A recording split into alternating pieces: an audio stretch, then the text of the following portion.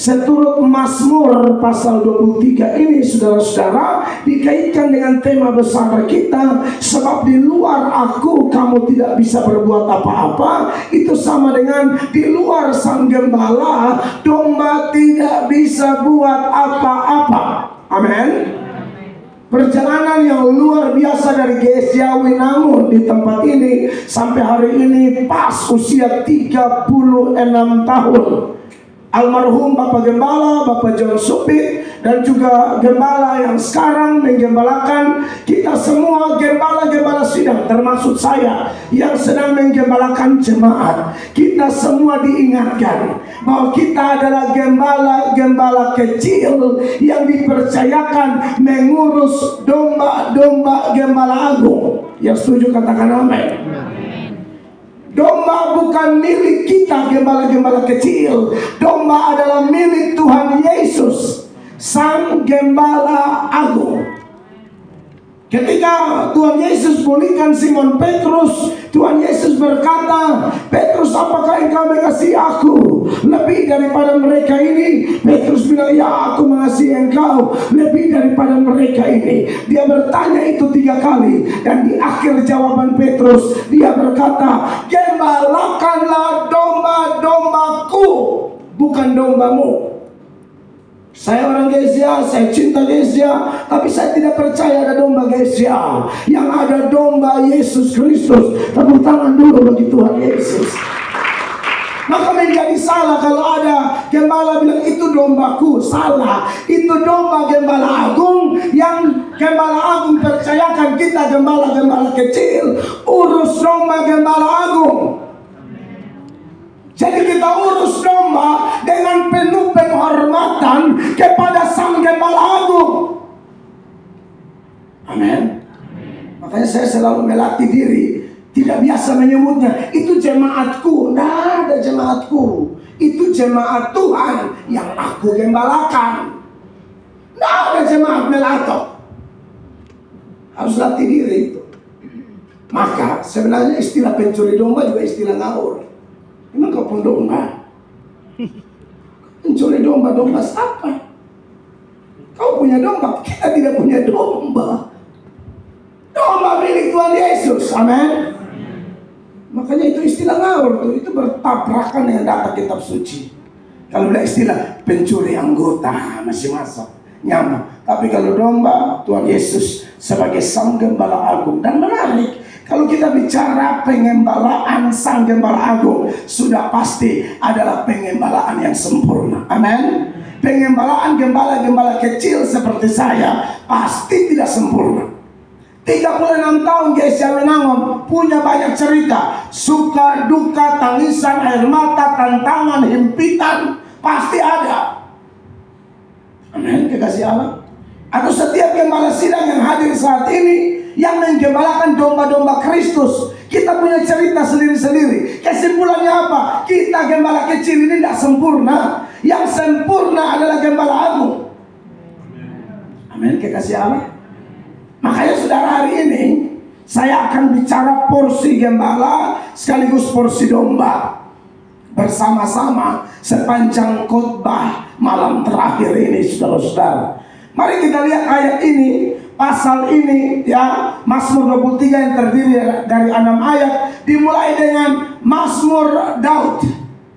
Daud hanya salah satu penulis Mazmur, bukan satu-satunya. Dari 150 Mazmur itu, Daud kurang lebih hanya tulis 75-76 Mazmur.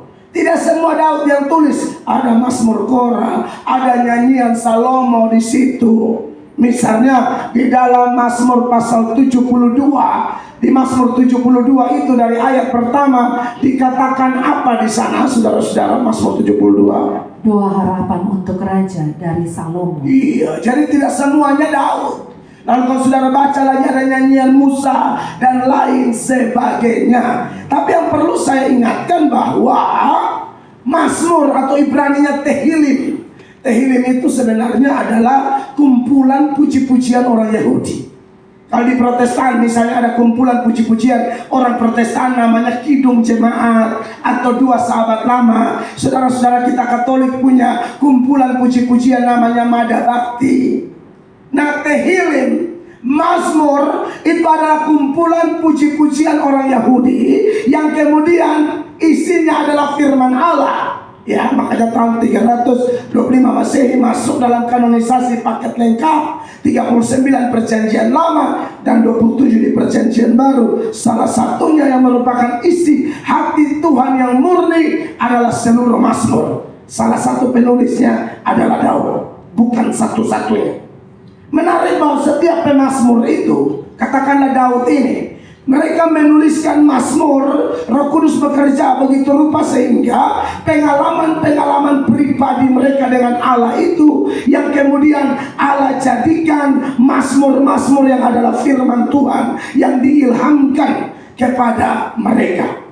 Jadi kalau dia dikejar musuh, lalu dia bersembunyi di gunung batu, lalu ternyata dia selamat, tapi roh gerakan dia, ingat gunung batu yang sesungguhnya adalah Allah. Maka dia berkata, Allah gunung batuku. Yerusalem begitu kuat dengan kota bentengnya, tetapi ketika musuh susah masuk, pertahanan begitu hebat, dia bilang Tuhan adalah kota bentengku, Tuhan adalah pertahananku. Dia perang pakai perisai, lalu dia selalu lolos, tapi roh Tuhan gerakan dia. Ingat, perisaimu yang sejati adalah Tuhan Allah sendiri. Begitu juga ketika dia berkata Tuhan adalah gembala, dia profesinya gembala. Dia tahu bagaimana totalitas loyalitas dari dari seorang gembala untuk menjaga domba-domba. Jangankan binatang biasa, serigala, beruang, singa sekalipun mau coba ganggu dia punya domba beberapa ekor itu, dia mati-matian aku hantam. Raja Daud tahu persis bagaimana totalitas seorang gembala. Amin, dikasih Allah. Maka muncullah Mazmur ini, sebuah nyanyian yang menarik yang hari ini dikembangkan dalam berbagai versi aransemen. Aslinya kita nggak ngerti bagaimana Daud menyanyikan ini pakai kecapi bagaimana, tidak tahu. Tapi sekarang berkembang banyak. Tuhan adalah gembalaku, gembala baik, macam-macam. Saya pikir itu memang bersumber dari salah satunya adalah Mazmur 23 ini. Bapak Ibu terkasih, mari kita soroti bagian per bagian dari seluruh Mazmur ini. Di ayat ini dimulai setelah Mazmur Daud dikatakan bahwa Tuhan adalah gembalaku. Ini mengingatkan hal penting. Yang pertama berkaitan dengan pengembalaan yang sempurna dari Sang Gembala Agung. Tuhan gembalaku. Di beberapa data yang lain, Tuhan digambarkan sebagai seorang gembala yang menggembalakan umat secara kolektif. Dituntunnya Israel keluar dari tanah Mesir seperti seorang gembala menuntun domba-dombanya. Itu secara kolektif. Tapi malam ini kita belajar, Daud berkata Tuhan gembalaku. Gembala yang kita kenal yaitu Yesus Kristus Tuhan. Dia menggembalakan kita secara pribadi. Tidak hanya sekumpulan besar lalu dia gembalakan semuanya, lalu tidak mengenal mereka secara pribadi. Bapak Jokowi Presiden Indonesia, ibarat kalau dia gembala di Indonesia, tapi dia tidak mengenal kita pribadi lepas pribadi. Bapak Gubernur Sulawesi Utara atau wali kota atau PJ wali kota Manado, dia tidak tahu sampai detail-detail pergumulan setiap warga kota Manado. Dia tidak tahu. Beda dengan Yesus Kristus. Tuhan adalah gembalaku. Artinya dia menggembalakan kita bukan secara kolektif saja, tapi dia menggembalakan kita individu lepas individu. Amin, jemaat terkasih. Ini perlu kita pahami, ini perlu kita yakini bahwa tidak ada satupun kita yang terlewatkan dari pengawasan Sang Gembala Agung. Saya seorang gembala, Bapak Ibu. Jujur-jujur aja, saya juga tidak paham semua jemaat. Total jemaat tetap sama simpatisan sudah menembus 1000-an. Ibadah 3 kali sampai luar biasa berkembang. Sampai saya dan istri kalau berdoa buat jemaat yang kami tahu kami sebut namanya, tapi kalau yang kami tidak tahu kami berdoa, Bapak itu yang suka sandar di tembok. Karena jujur aja saya tidak tahu dia nama siapa. Orang dia simpatisan, belum pernah daftar jadi anggota tetap, tapi simpatisannya sudah bertahun-tahun. Maka Bapak yang di tembok itu bingung, Bapak yang hitam-hitam kumis itu gitu. Ibu yang suka bawa cucunya. Karena kami tahu Tuhan paham, tapi kami kan terbatas. Bahkan gembala sidang kalau jemaat tambah banyak, tambah repot memahami satu persatu. Karena dia domba ini kan macam-macam. Ada domba anak-anak, ada domba remaja, ada domba pemuda, ada domba yang sudah dewasa, ada domba yang saking tuanya kembali kayak anak-anak. Jadi ngeri-ngeri sedap memang sebagai seorang gembala yang tidak sempurna. Tapi kita belajar tentang Yesus kita. Amin. Dia gembala yang sempurna. Dan menurut Yohanes pasal 10 ayat 3, sang gembala agung itu memanggil dombanya masing-masing menurut namanya. Perhatikan ini. Untuk dia menjaga membuka pintu, dan domba-domba mendengarkan suaranya, dan ia memanggil domba-dombanya masing-masing menurut namanya dan menuntunnya keluar. Dia memanggil domba-dombanya menurut nama masing-masing. Makanya ada lagu rohani lama. Bila bunyi sangkakala, bila bunyi sangkakala, bila bunyi sangkakala, bila bunyi sangkakala ku ada, bila nama dibacakan ku ada, bila nama disebut ku ada. Dari manusia pertama, saudara-saudara, sampai manusia terakhir, mulai dari Adam, ada manusia pertama, manusia terakhir saya tidak tahu anak siapa itu. Pokoknya pasti ada. Oh iya dong. Pokoknya dia lahir paling terakhir, pas dia lahir tidak lama kiamat. Atau pas permukaan 10 kiamat.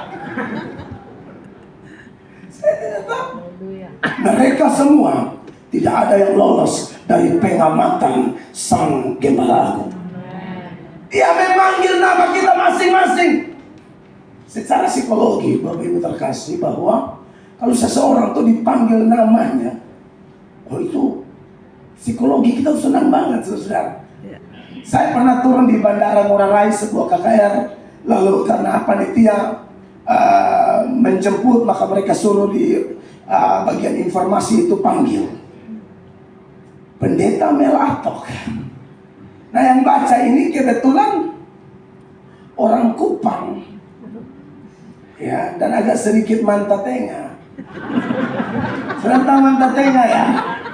Itu marungga makan kelor. NTT itu bilang kelor marungga. Jadi waktu dia baca Pendeta Mel Atok, dia teriak sendiri, begitu. Saya bilang ini siapa, karena jepit dari kepiting, ya. Pendeta Mel Atok. Kita bilang darah Yesus. Tapi jujur aja sebagai manusia saya senang sekali. Satu bandara panggil pendeta, coba nggak Mel Atok, Pendeta Mel Atok. Itu saya jalan seperti lagu dunia, I believe I can fly. Maksudnya kayak melayang begitu. Iya kan? Saudara bayangkan, saudara di Mantos 1, Mantos 2, Mantos 3, baru orang panggil nama saudara, Pak Wem misalnya, ditunggu oleh istri, ya toh?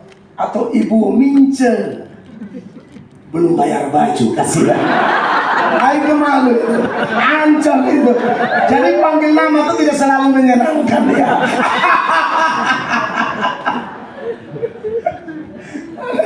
Kalau panggil nama dapat door prize, mantap. Panggil nama sebungkus baju tidak bayar. Baru lengkap lagi dengan kelurahan RT tamatan tahun 60-an di SD mana. Bapak Ibu yang diberkati oleh Tuhan Yesus, jadi jangan ada kita di sini yang merasa sendiri. Gembala tidak tahu, kawan pelayanan tidak tahu, bahkan suami tidak tahu, istri tidak tahu, kakak adik tidak tahu. Tuhan Yesus tahu. Ada lagu lama, dia mengerti bahasa.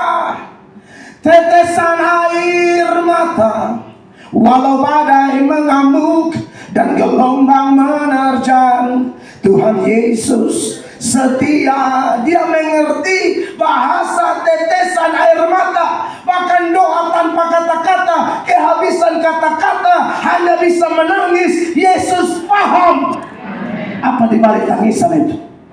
Yesus tahu pesan di balik air matamu. Bapak Ibu jemaat terkasih, sebab pemazmur berkata, Yesus menampung air mata kita di dalam kirbatnya. Amin Bapak Ibu. Amin. Kita kan kadang-kadang kalau sudah dijamah Roh Kudus, doa-doa sampai tidak tahu mau ngomong apa. Hanya menangis, menangis, menangis, menangis. Dia tahu kenapa kita menangis. Amin. Tapi menangis tidak berlaku bagi doa pembukaan ya. Saudara tidak tahu mau ngomong apa, maju semua. Tidak ada yang ajar itu ya. Karena bingung mau berdoa, gimana bilang menangis saja.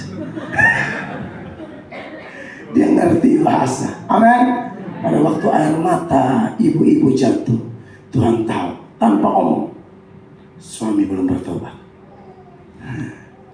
Air mata jatuh, Tuhan tahu, koperasi kejar. Contoh saja. Dan lain-lain. Kita bangga punya dia. Amin. Dia tempat curhat terbaik. Kalau saudara tidak percaya pendeta, andai kata lah, saya juga tidak terlalu percaya Bapak Gembala deh, saya tidak percaya kawan ini terlalu pribadi, maka datang kepada dia. Dia satu-satunya tempat curhat terbaik yang mengenal isi hatimu. Saya ngomong-ngomong tentang air mata tadi. Di awal pertobatan saya seorang anak nakal yang kurang kasih sayang, tidak dapat teladan dari orang tua. Papa mama tidak pernah gereja. Bahkan saya adalah anak hasil perzinahan. Papa dan mama saya itu tidak pernah menikah, tapi ada anak 4, salah satu saya yang bungsu. Jadi saya ini anak haram lah, anak di luar pernikahan, MBA, married by accident, dan tidak nikah gereja lagi, lebih kacau. Nanti saya sudah STA, pulang baru saya urus papa dan mama nikah. Saya bilang sama mereka, jangan ada acara potong kue. 60-an mau potong-potong apa? Potong dosa. Saya sayang banget sama mereka dan saya gak malu bersaksi dari mana Tuhan ambil kita. Kadang-kadang menangis, merenung, dilahirkan dari rahim seorang perempuan yang tidak dikuduskan, tidak nikah gereja, tidak bertobat. Tapi itulah Tuhan ya. Kita tidak bisa melarang dia memilih siapa yang mau dia pilih. Yesus berkata, Tuhan berkata, aku akan bermurah hati kepada siapa aku mau bermurah hati. Aku akan berbelas kasihan kepada siapa aku mau berbelas kasihan. Bukan kamu yang pilih aku yang pilih kamu. Suka-suka dia. Makanya saya sampai hari ini tidak pernah paham orang dengan latar belakang rusak, hancur, kotor, dipenuhi oleh dosa, kok bisa sorga pilih. Itulah Gembala Agung yang berkata, aku datang tidak cari orang benar, aku datang cari orang berdosa supaya mereka bertobat. Di awal pertobatan saya tidak mampu menahan air mata, doa pun belum bisa. Maka berjam-jam saya menangis. Di pikiranku terlintas segala rasa tertolak, segala kenajisan, segala kekotoran, pukul orang, pajak orang, rampok, bakar rumah orang, bakar tempat ibadah orang, dan lain-lain. Tapi ketika dia pilih kita, dia jamin, aku gembalamu secara pribadi. Amin, kekasih Tuhan. Itu porsi gembala. Kalau memang dia gembala kita secara pribadi, maka wajib hukumnya bagi kita domba-dombanya. Wajib memiliki hubungan pribadi dengan dia setiap hari. Amin. Karena dia gembala pribadi, maka kita harus memiliki hubungan pribadi dengan dia. Kita bersyukur ada di organisasi gereja Sidang Jemaat Allah yang sekali lagi saya ingatkan, pendeta harus berdoa 1 hari 1 jam, 1 tahun harus selesaikan Alkitab minimal 1 kali, kalau bisa 2 sampai 3 kali. Puji Tuhan. Jemaat minimal 30 menit, kalau bisa 1 jam dahsyat. Minimal dalam 2 tahun selesai baca Alkitab jemaat. Gereja Sidang Jemaat Allah seluruh Indonesia, mulai dari Sabang sampai Merauke, Pulau Mianas, sampai Rotendao. Kenapa BPP bikin aturan luar biasa itu? Supaya setiap domba Kristus yang ada di GSCA tahu bahwa dia menggembalakan kita secara pribadi. Kita harus bangun hubungan pribadi dengan dia tiap hari. Saya ingatkan lagi, khotbah itu bicara tentang Tuhan. Doa bicara dengan Tuhan. Baca Alkitab, Tuhan bicara dengan kita. Jangan tahu-tahu ngomong tentang Tuhan padahal tidak pernah bicara dengan Tuhan. Jangan tahu-tahu ngomong tentang Tuhan tapi tidak pernah ada waktu Tuhan bicara dengan kita. Ngomong apa? Penipu kamu. Ngomong tentang Tuhan jago banget tapi nggak intim sama Tuhan. Amin Bapak Ibu jemaat. Kita semua harus jadi saksi Kristus, bukan cuma rohaniwan, bukan cuma pendeta. Semua jemaat harus jadi saksi Kristus. Itu wajib hukumnya. Amin, kekasih Allah. Padahal kita bilang kalau orang tidak melayani Tuhan, habis kita. Habis kita, itu keharusan. Beritakan Injil itu keharusan Bapak Ibu terkasih. Wajib hukumnya. Di Hakim-Hakim 5 ayat 23, satu kota dikutuk oleh Tuhan, namanya kota Meros. Kenapa kota itu dikutuk oleh Tuhan? Seluruh penduduknya. Karena penduduk itu tidak mau bantu Tuhan, tidak mau pelayanan, kira-kira begitu. Perhatikan. Kutukilah kota Meros, firman malaikat Tuhan. Kutukilah habis-habisan penduduknya, karena mereka tidak datang membantu Tuhan sebagai pahlawan. Satu kota tidak mau bantu Tuhan. Saya mau ingatkan Bapak Ibu ya, pelayanan itu pekerjaan terhormat. Yesus lahir, pengkhotbahnya siapa? Malaikat. Hari ini telah lahir bagimu juru selamat Kristus Tuhan di kota Daud. Malaikat. Yesus bangkit, siapa yang khotbah tentang kebangkitan pertama-tama? Malaikat. Harusnya beritakan Injil cukup malaikat, selesai. Tapi kalau dia mau pakai kita, ini terhormat. Ini pekerjaan terhormat. Makanya sore itu saya ulang-ulang ditawari dari caleg, nggak mau saya. Nggak mau, serius. Saya punya potensi besar jadi orang politik. Orang subscriber saya 500.000. Semua sudah lirik, cepat aja. Oh, nggak mau. Saya ingat Yunus, ikan terang. Kau jangan cari hal. Saya dipanggil Allah bukan jadi caleg. Kalau ada jemaat jadi caleg, saya dukung. Mel Atok jangan deh. Kalau ke depan anak saya mau jadi itu silakan. Saya nggak bisa lagi. Saya tahu betapa terhormatnya seorang penginjil. Ini juru bicara surga, saudara-saudara. Yesus sendiri bilang dalam Yohanes 12 ayat 26, siapa melayani aku harus bersama-sama dengan aku. Di mana aku berada, pelayanku berada. Dan siapa melayani aku, ia akan dihormati Bapa. Allah hormat kita. Saya tidak peduli hormat manusia, tidak penting. Makanya khotbah saya hantam-hantam. Saya suka syukur, tidak suka, saya tidak pusing dengan kau. Kalau baca itu ayat, Barang siapa melayani aku, ia harus mengikut aku. Di mana aku berada, di situ pun pelayanku akan berada. that's right. Terus, Barang siapa melayani aku, ia akan dihormati Bapa. ini pekerjaan terhormat. Jadi kalau kita mau beritakan dia, tolong omong dengan dia setiap hari. Izinkan dia bicara dengan kita. Jadi waktu kita ngomong tentang dia, kita kenal dia siapa. Bukan asal bunyi, bukan copy paste khotbah orang aja. Saya harus ngomong. Boleh dong belajar dari pendeta siapa pun boleh. Tapi bergumul, Tuhan tuh tahu mengarahkan kebutuhan umat tuh apa.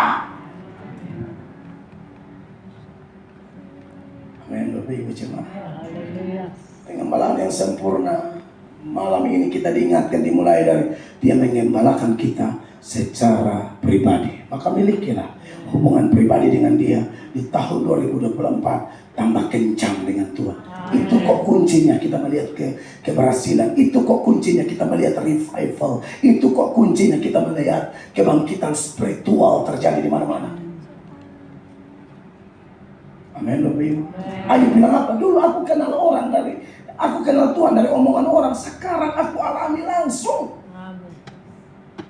Harus punya pengalaman dengan itu.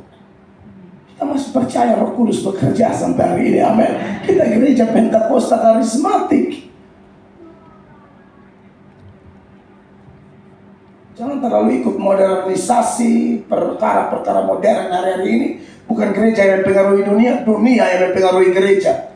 Ketergantungan banget sama ini, alat ini, itulah. Saya bukan anti, saya belajar mati-matian. Tapi saya percaya Roh Kudus bisa tuntun kita bicara dahsyat untuk kepentingannya.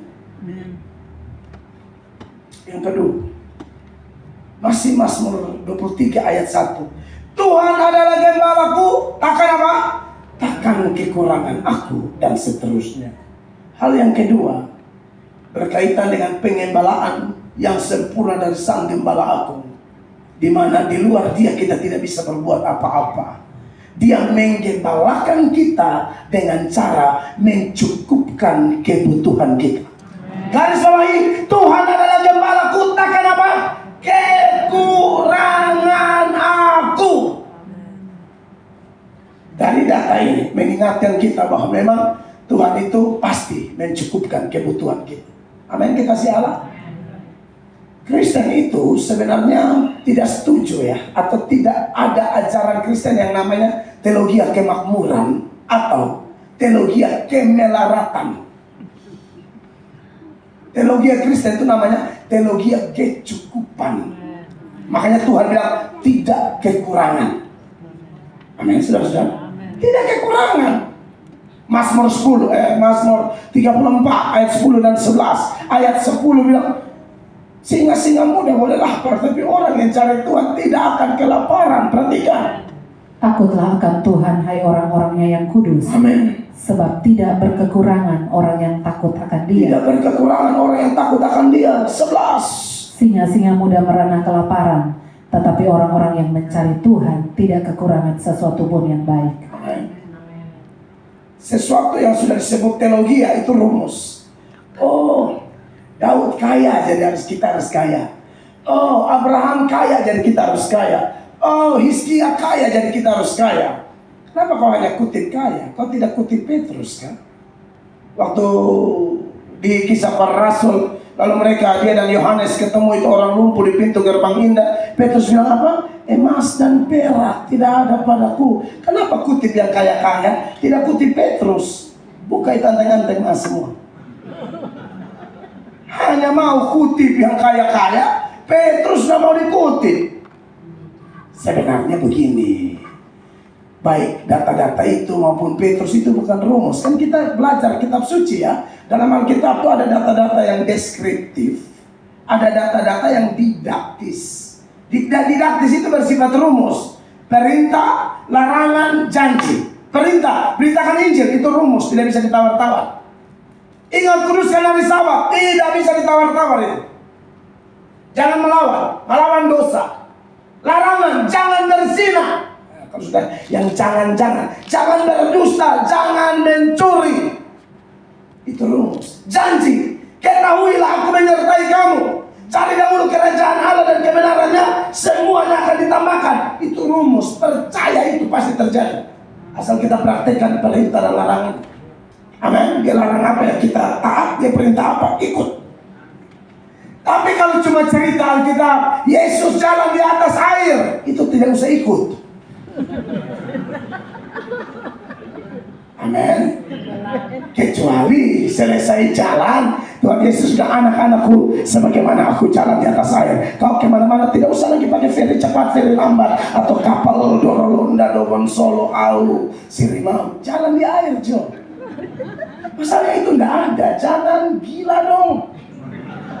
Iya tuh, apalagi musim-musim begini jalan di air nih, buaya lihat, hadiah Natal selesai.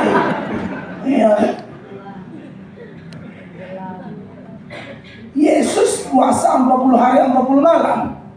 Puasa biasa, itu rumus. Amin. Tapi kalau 40 hari 40 malam hanya 3 orang di Alkitab. Tuhan Yesus, Elia, Musa. Dan tidak ada perintah suruh puasa 40 hari kecuali perkara istimewa, dorongan Roh Kudus secara khusus kepada orang tertentu, ada kepentingan tertentu, ada perkara istimewa yang Allah mau kerjakan dan dia dorong orang itu puasa 40 hari, no problem. Tapi kalau bicara dari mimbar, saudara jemaat terkasih, sebagaimana Yesus puasa 40 hari 40 malam, maka kita semua di sini mulai hari 7 Januari 2024 sampai 40 hari ke depan, tolong. Jangan ada yang makan, jangan ada yang minum. Kita lihat hari ke-10 kita mati berjemaah. Itu udah tahu siapa mau kubur siapa, gembala mati duluan. Amin. Anak muda yang belum nikah, Yesus tidak nikah. Tapi itu bukan rumus. Kalau ada yang mau satu iman, cinta Tuhan, kuts otahe. Right. Jangan terlalu rohani. Ada laki-laki muda tampan WA, kita suka panana. Maaf Jo, sebagaimana Tuhan jomblo, kita tutup hati. Ya Allah, haleluya. Sama ajar begitu. Iya kan? Maka jangan pakai cerita-cerita tentang orang kaya lalu jadikan rumus, lalu cerita-cerita orang miskin dibuang, atau cerita orang miskin dijadikan rumus. Tidak ada begitu juga. Rumus kita jelas, cukup. Amin. Doa Bapa kami, berikanlah kami pada hari ini makanan kami yang secukupnya. Saya kemarin khotbah di Samarinda di Gereja Agape, share sama Pak Samuel Darmanto. Karena kami dulu sama-sama di kaum muda, saya kaum muda NTT, lalu teman-teman semua kita ketemu saling menguatkan. Pak Samuel Darmanto bilang, saya lebih suka doa Bapak kami daripada doa Yabes. Lalu beliau mulai kasih keterangan ke saya hormati beri. Kan saya suka dengar orang, mereka lebih senior. Karena memang rumusnya jelas, berikanlah kepada kami makanan kami yang 1 Timotius 6 ayat 6. Itu ayat yang begini, ibadah disertai rasa cukup, memberi apa? Keuntungan yang besar. Tolong baca itu. Memang ibadah itu kalau disertai rasa cukup, Iyo. memberi keuntungan besar. Ayat 8. Asal ada makanan dan pakaian, cukuplah. Amin. Kristen itu begitu. Banyak orang korupsi, pencuri, main judi, tipu orang, karena tidak mengerti rumus ini. Besar pasak daripada tiang. Suami cuma honor di kota, dia mau bikin style macam istri anggota dewan. Capek deh. Karena tidak puas. Cukup itu sama dengan apa kalau saya? Pas. Cukup tuh pas. Pas mau beli mobil, pas ada uang. Amin. Amin. Pas mau kredit motor, pas ada uang. Pas mau undang pendeta Melato, pas ada doi. Wow. Iya tuh, semua pas. Pas mau liburan ke Bali, pas ada uang. Pas mau liburan ke Singapura, pas ada uang. Pas tetangga pinjam, pas habis.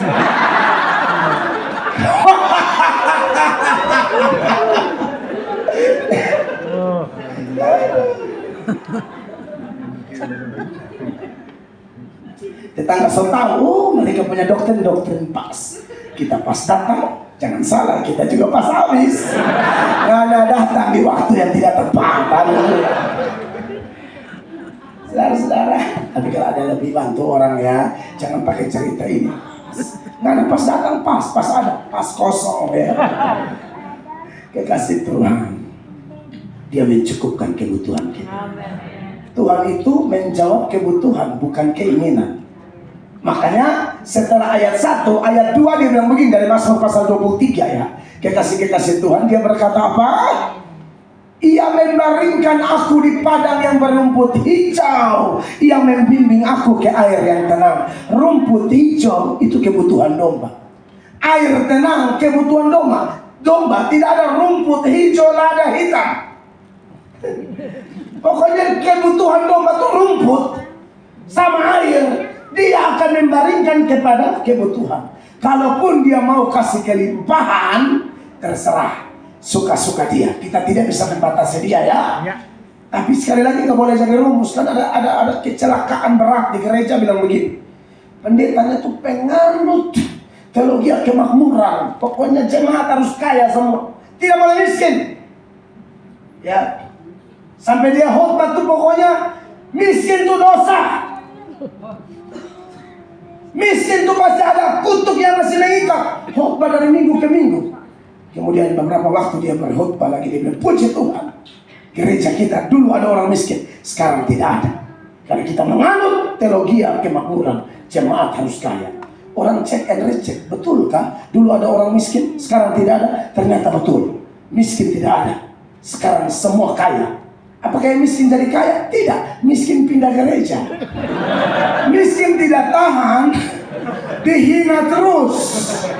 Aduh, kalau ada yang begitu tolong dong GSA Melato terbuka. Ajaran bodoh itu. Kalau memang miskin itu gara-gara kutuk, bagaimana dengan 2 Korintus pasal 8 ayat 1 dan seterusnya? Itu jemaat Makedonia sangat miskin materi, tapi kaya kemurahan. Jangan ngomong kaya, ini hanya materi dong. Perhatikan ini ayat 2 Korintus 8 ayat 1. Saudara-saudara, kami hendak memberitahukan kepada kamu tentang kasih karunia yang dianugerahkan kepada jemaat-jemaat di Makedonia. Ini juga dapat kasih karunia, tapi dia enggak seperti ajaran-ajaran populer yang menyesatkan orang hari-hari ini. Kesannya kalau miskin tidak dosa, kata siapa? Bagaimana kalau Tuhan izinkan seseorang, walaupun itu bukan rumus, Allah izinkan perkara istimewa, melalui kemiskinannya dia menjadi kesaksian. Orang kaya menabur biasa, orang miskin menabur luar biasa. Perhatikan ini ayat. Selagi dicobai dengan berat dalam pelbagai penderitaan, sukacita mereka meluap. Betul. Dan meskipun mereka sangat miskin, Bukan miskin biasa, sangat miskin, namun mereka kaya dalam kemurahan. iya, mereka bantu orang. Makanya Paulus angkat cerita mereka itu merangsang jemaat di Korintus untuk beri bantuan buat gereja di Yerusalem yang ada masalah dalam teks ini.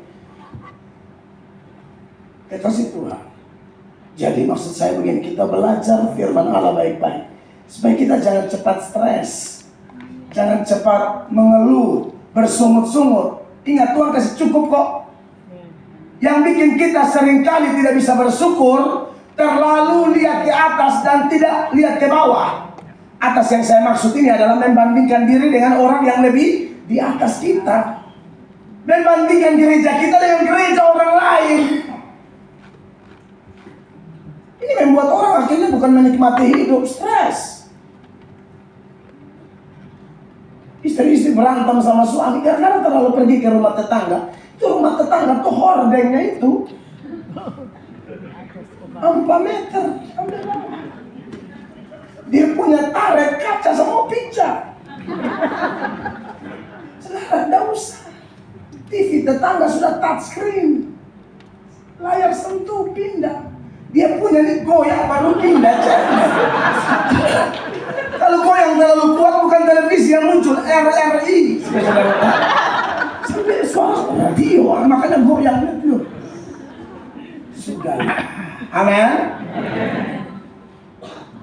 Belajar bandingkan dengan orang yang lebih di bawah. Ada orang yang tidak ada TV, dia nonton langit. Ibu-ibu masih syukur pakai sepatu tuh. Amin, jangan berantem sama suami. Kau ya, mulai nikah dengan kau dari dulu sampai sekarang, Tuhan Yesus tidak berubah, kamu juga tidak berubah, sepatuku juga tidak berubah. Karena lihat sepatu kawan paduan suara, mengkilat kaca-kaca. Injak terlalu kuat, pecah semua kaca.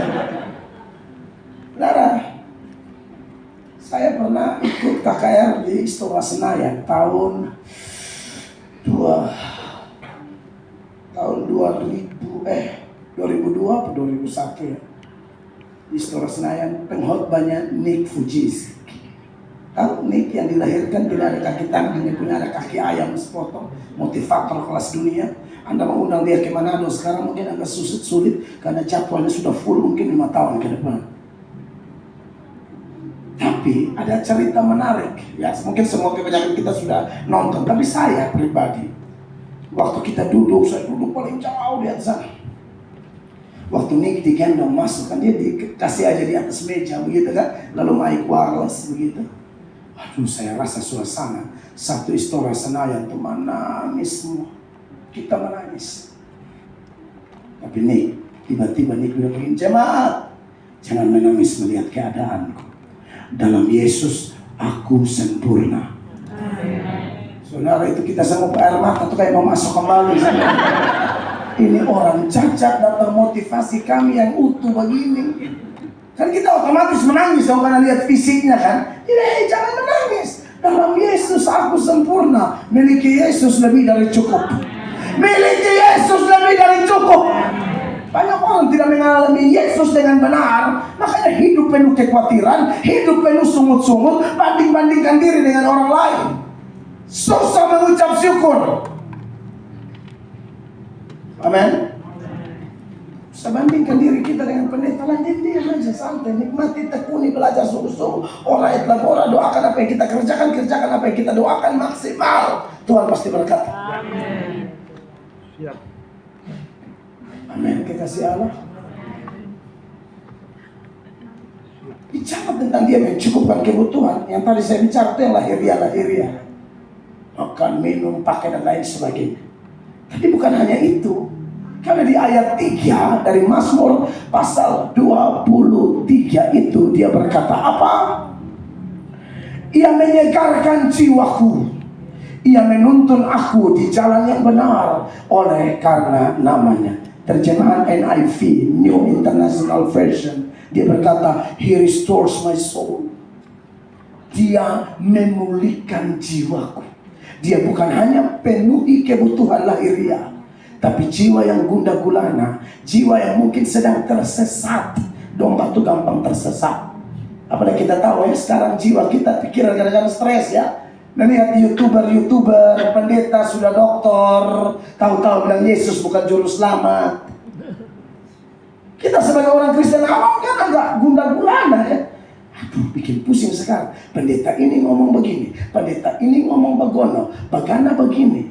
Belum lagi di grup relevan pendeta-pendeta. Saya sudah disuruh ajak masuk. Saya ngapain kita sama-sama saudara satu gereja bertengkar hal-hal yang itu grup tujuannya untuk berdebat. Itu grup dibuat bukan untuk kita bakalahi di sana. Memang pintar bikin channel. Nantang itu kayak nama don ditahan, hantam mereka. Kita sesama orang percaya kok bakalahi kenapa? Saya tidak mainannya begitu, malas saya. Tadi belum datang saya sudah hantam kayak nama, besok posting. Enak sekali dia omong-omong Kristen. Yes, posting. Hari ini sudah kena kemarin. Wah, jangan lama itu. Untuk ini tahun saya tidak mau terlalu urus pendeta. Kecuali terlalu parah ya. Saya lebih urus yang serang-serang Kristen kan bikin stres. Jarang saja terlalu banyak. Kadang-kadang ada yang kasih kesaksian lagi. Sudah ke neraka, di neraka dia lihat setan siksa-siksa orang. Sekarang kita belajar Alkitab. Siapa yang angkat setan jadi algojo untuk siksa orang di neraka? Bukankah Alkitab memberi informasi neraka adalah tempat setan disiksa? Uji penglihatan, uji pengalaman pribadi. Even dia pendeta terkenal sedunia sekalipun, uji pakai firman. Saya sudah bilang sesat nalar toh. Asal pendeta terkenal dikira pasti benar. Kata siapa? Perhatikan baik-baik. Cek baik-baik. Tidak sesuai firman jangan ikut. Amin. Kesaksian banyak di luar negeri, dalam negeri. Setan tusuk-tusuk orang. Setan itu tidak disiapkan untuk menyiksa. Kalau dia ganggu kita di sini, iya. Tapi neraka siapa yang angkat dia tusuk-tusuk? orang-orang di neraka. Masih ingat itu orang yang kerasukan setan di Gadara dalam Matius 8, 28, 29. Waktu lihat Yesus, mereka bilang apa? Matius 8, 28, 29. Setibanya di seberang, yaitu di daerah Gadara, datanglah dari perkuburan dua orang yang kerasukan setan menemui Yesus. Ya. Mereka sangat berbahaya sehingga tidak seorang pun yang berani melalui jalan itu. Ya, setan-setan dalam diri mereka bilang apa? Dan mereka itu pun berteriak katanya, Ya. apa urusanmu dengan kami, hai anak Allah? Yes. Adakah engkau kemari untuk menyiksa kami sebelum waktunya? Setan aja tahu. Adakah engkau kemari untuk menyiksa kami sebelum waktunya? Waktunya setan disiksa di mana? Nanti akhir zaman toh. Wahyu 20 ayat 10. Iblis kan disiksa. Nggak ada ayat setan menyiksa. Jadi filter baik-baik itu kesaksian orang ya. Oke, ya. Berarti nggak?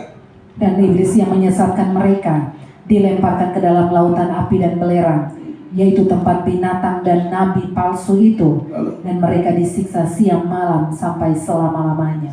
Setan itu disiksa. Makanya saudara, sekarang nih pendeta lagi ajak kita, ayo bertobat melayani supaya jangan kena siksa sama-sama dengan setan.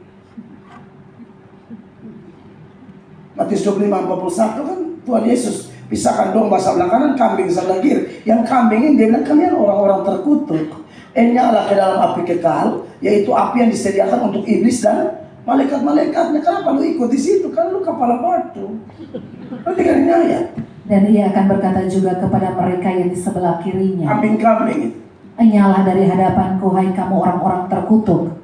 Enyalah ke dalam api yang kekal, yang telah sedia untuk iblis dan malaikat-malaikatnya. Neraka siap untuk iblis dan malaikat-malaikat. Tapi ada orang yang pendeta panggil dia tidak mau. Setan panggil dia bilang, aku yes. Nah, mati kau. Kalau ada kawan pelayanan, ajak ayo kita bikin proyek pergerakan, terobosan. Angkat itu. Jangan ikut pendeta-pendeta. Ayo kita demo pendeta sana. Demo kalau benar boleh, tapi demo iri hati dosa. Protes sana, protes sini. Kalau benar, puji Tuhan. Tapi sentimen pribadi, uji hati baik-baik. Hidupmu nanti begitu-begitu terus sampai masuk kubur. Sorry, kita ngomong agak begitu soal. Mau ngomong bagaimana lagi? Putar-putar apa? Amin, kekasih Allah. Banyak sekali ajaran sesat, terlalu banyak.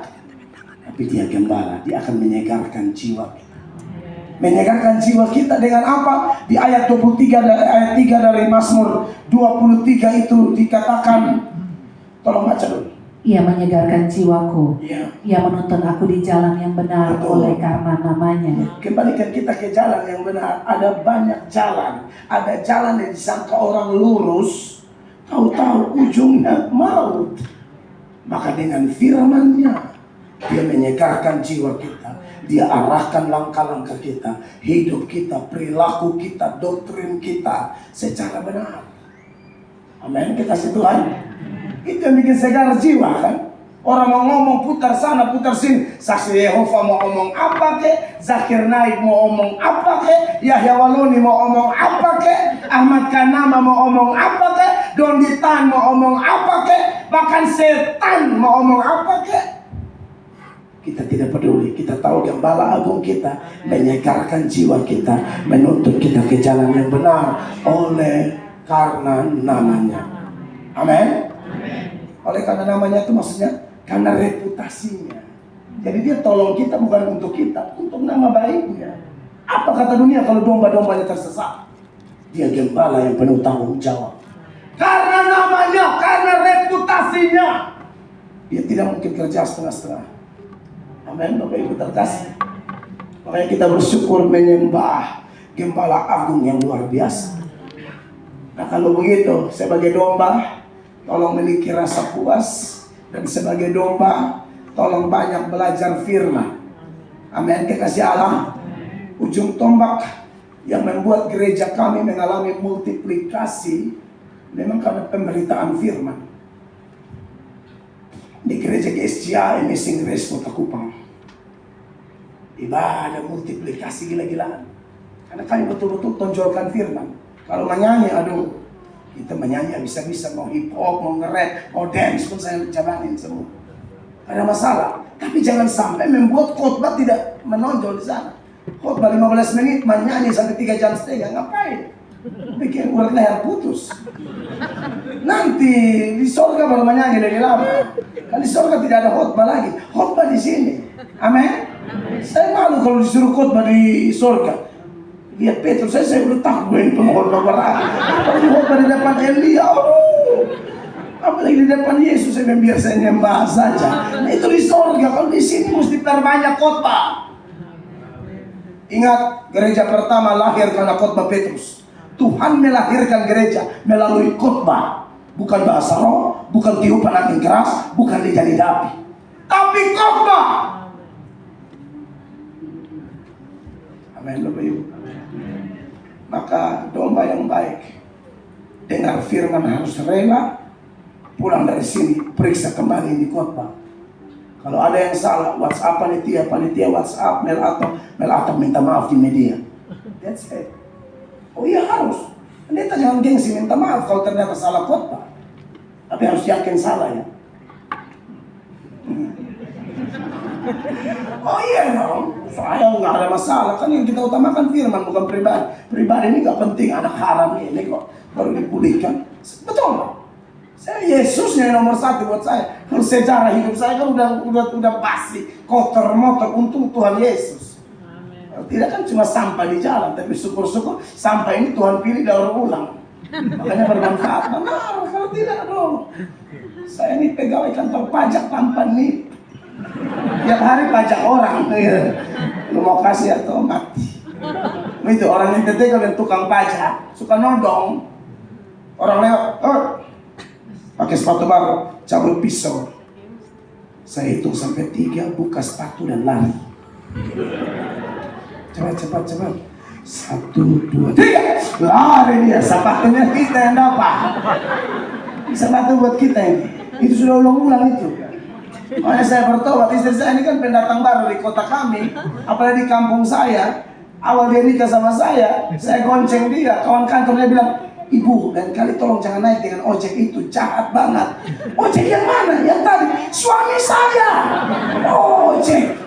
Itu pendeta, iya ibu, tapi dia jatuh, suka bertobat dia kok sembarang. Karena dulu ini saya suka nakal minta ampun. Pajak angkot di jalan itu wajib. Putar di terminal kami hanya begitu 5.000. Kakak kami baru keluar, saya juga baru keluar.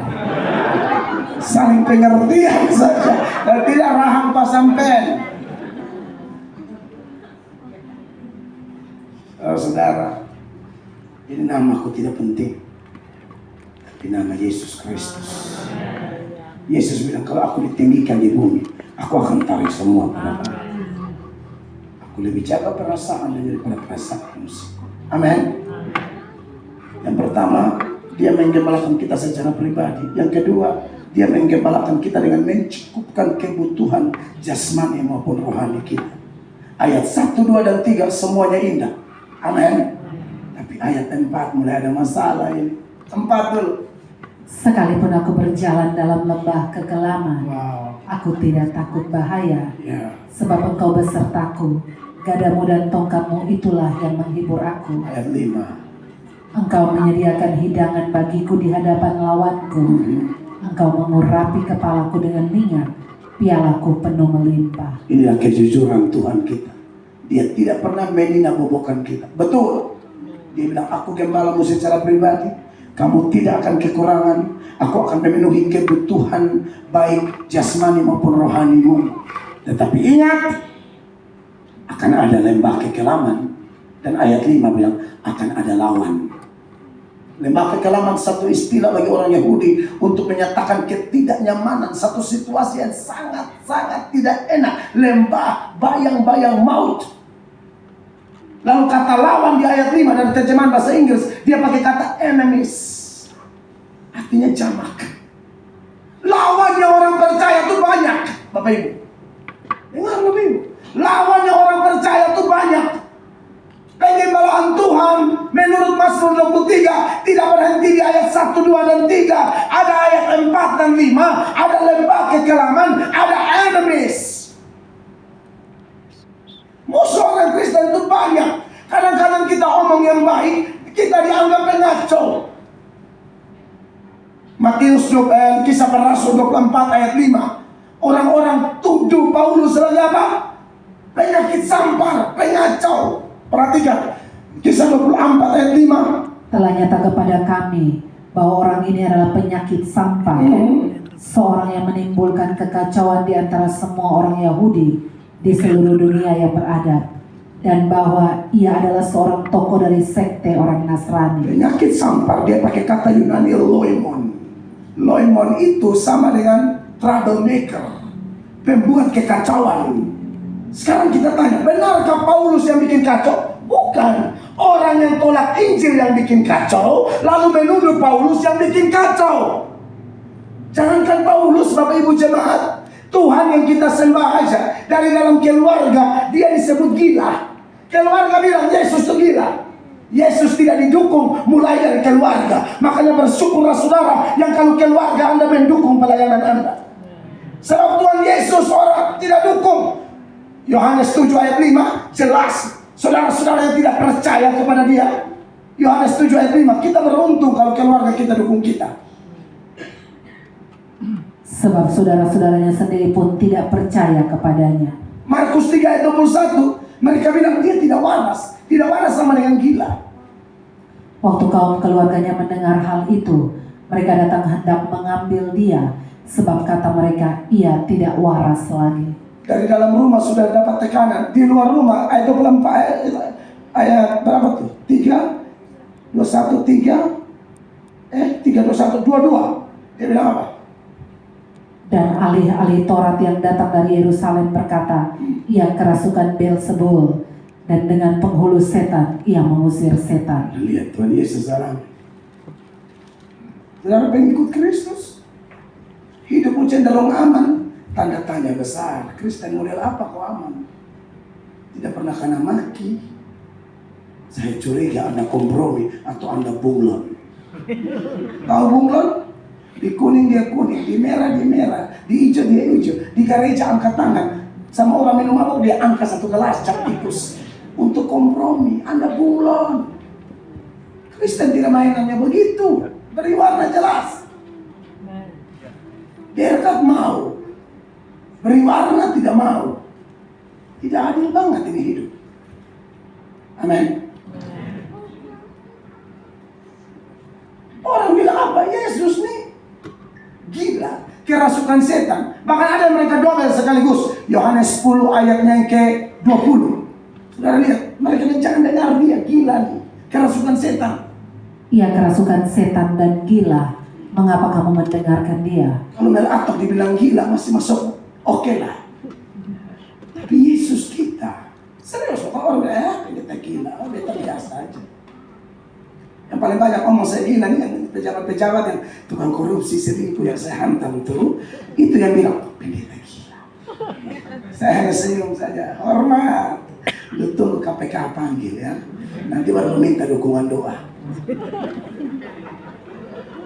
Saya tidak kaget. Yesus kita pernah dikatain gila sama keluarga maupun orang luar. Bahkan dia sudah mati aja nih. Di Matius 27 ayat 62. Sudah mati saja. Mereka masih bilang dia itu penyesat. Anda bayangkan Tuhan Yesus kita. Perhatikan. Keesokan harinya, yaitu sesudah hari persiapan, datanglah imam-imam kepala dan orang-orang Farisi bersama-sama menghadap Pilatus. Dan mereka berkata, Tuan, kas kami ingat bahwa si penyesat itu sewaktu hidupnya berkata, sesudah 3 hari aku akan bangkit. Yesus dikatakan kerasukan setan, gila, penyesat. Bapak Ibu dipuji terus. Cek baik-baik, jangan sampai kita terlalu banyak main iklan, sinetron. Pendeta harus sekali-sekali kena maki. Kapan? Saat kita beri warna jelas. Dunia pasti benci kita dong. Yesus bilang kalau dunia membenci kamu, ingatlah dunia lebih dahulu membenci aku daripada kau. Seorang hamba tidak lebih dari tuannya. Amin. Masa kita lebih dari Tuhan, tidak pernah kena maki. Cek baik-baik, jangan sampai kita ada kompromi-kompromi makanya cenderung aman. Tapi jangan takut. Di lembah kekelaman, di hadapan lawan. Saudara, Di lembah kekelaman itu tidak ada ayat yang Daud lari terkencing-kencing. Beda. Tidak ada. Anak Tuhan boleh ada lembah kekelaman. Kita jalan santai. Mazmur 23 ayat 4 mengatakan apa? Sekalipun aku berjalan dalam lembah kekelaman, Sekalipun aku berjalan, tidak lari terkencing-kencing. Orang fasik, nggak ada yang kejar, lari. Amsal 28 ayat 1. Amsal 28 ayat 1, beda orang fasik dengan orang yang digembalakan oleh Tuhan. orang fasik lari, walaupun tidak ada yang mengejarnya. Tetapi orang benar merasa aman seperti singa muda. Orang fasik begitu, hidup penuh ketakutan. Aduh, tahun ini bagaimana? Aduh, bagaimana? Santai aja kali. Kita punya gembala yang hebat. Kenapa kayak orang fasik, kayak orang kafir yang ketakutan, takut bayangan, kalah sebelum berperang? Amin, kekasih Allah. Dan di hadapan lawan, Tuhan bikin pesta. Dunia resesi, anak Tuhan resepsi. Tuhan kita hebat. Dan yang terakhir, benar-benar terakhir, karena beberapa wajah mencurigakan. Pembalasan adalah hak Tuhan.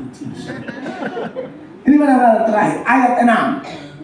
Ya, ayat 6 dia bilang apa? Kebajikan dan kemurahan belaka akan Yes.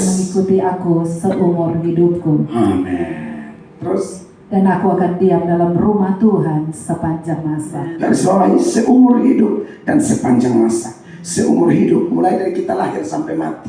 Sepanjang masa itu kekekalan. Artinya apa? Dia menggembalakan kita dengan penuh kesetiaan. Dia tidak akan tinggalkan kita. Kalau dia izinkan kita lahir di dunia ini, asal kita miliki kepunyaannya, sampai kita tutup usia, kita tetap usia dengan penuh keyakinan. Kalau hidupku bagi Kristus, mati adalah keuntungan. Tutup mata di sini, buka mata di sana. Karena bagi Kristen, mati adalah hidup. Yesus bilang apa? Aku kebangkitan dan hidup. Barang siapa yang percaya kepadaku, dia akan hidup sekalipun dia mati. Jadi almarhum Bapak Gembala, mati atau hidup? Hidup. Semua pendeta senior, gereja atau kerabat kita yang cinta Tuhan, yang meninggal, dia mati atau hidup? Hidup. Karena definisi mati menurut Kristen, mati adalah hidup. Beri tepuk tangan yang meriah begitu. Dia gembala yang setia. Harus jadi domba-domba yang setia. Tuhan Yesus memberkati. Saya selesai petugas.